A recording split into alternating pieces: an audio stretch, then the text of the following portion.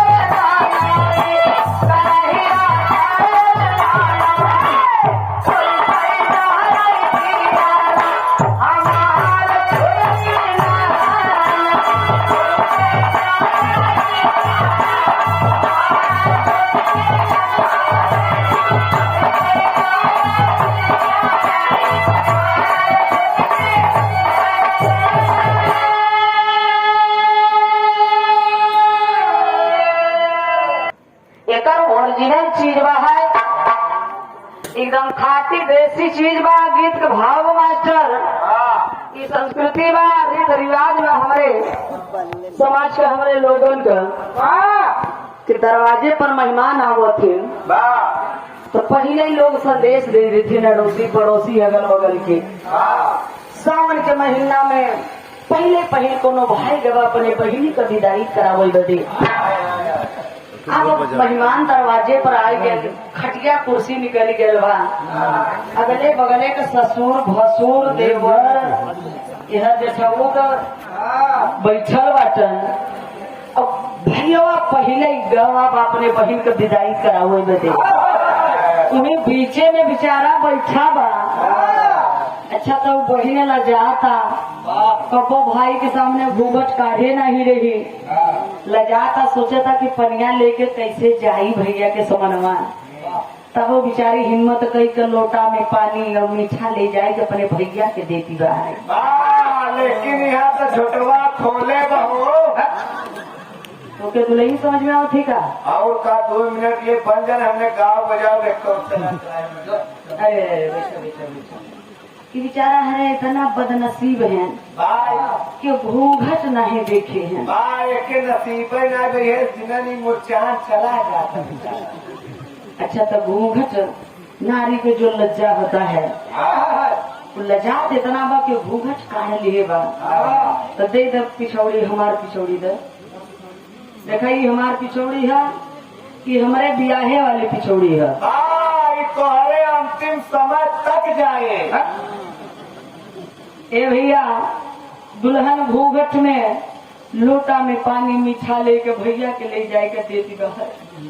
भैया ए भैया वाह कार बहनिया लपनिया पी लो भैया। कार कैसा रहो थे रे?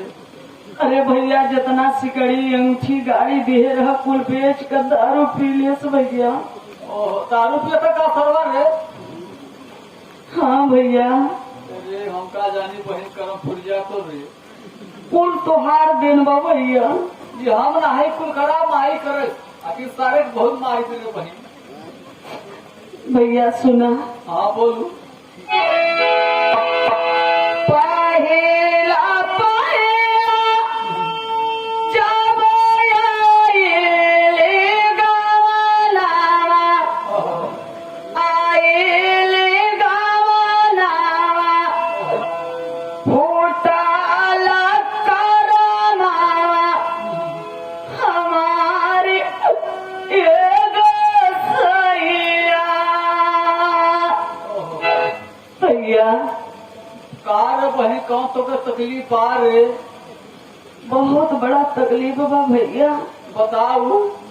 जौने घरे हमार तू बियाह कर दी है ना, अरे हम का जानी कधा शादी हो जा तो रो बहन रे।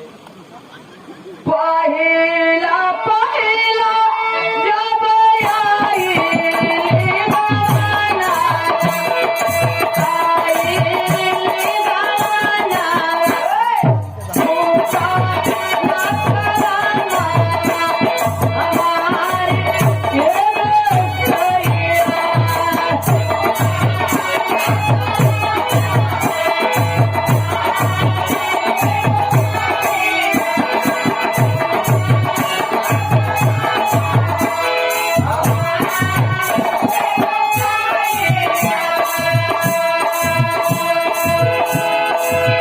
भैया अरे बहन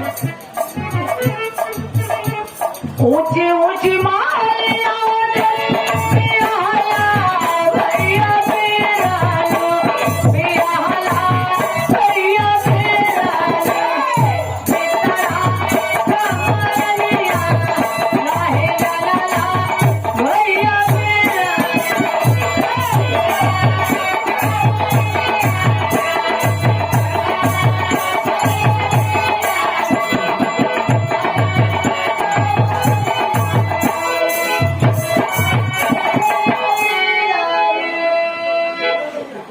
भैया अरे बहनिया नहीं वही हमारा चरवा हुए तो घर जा। भैया अरे बहन ए भैया माँ साल के बिना हुई के रे। भैया हो बताओ।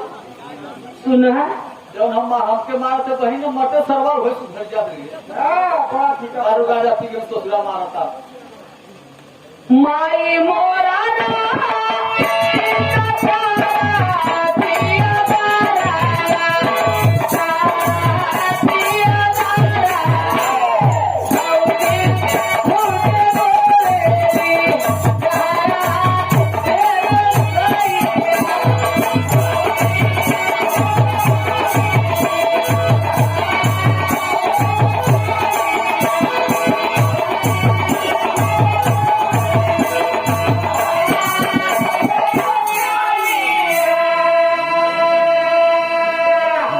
भैया अरे बहन सब लिया गए कारे भैया हो मछली सरवान है क्या खाली मधे तेज बारे।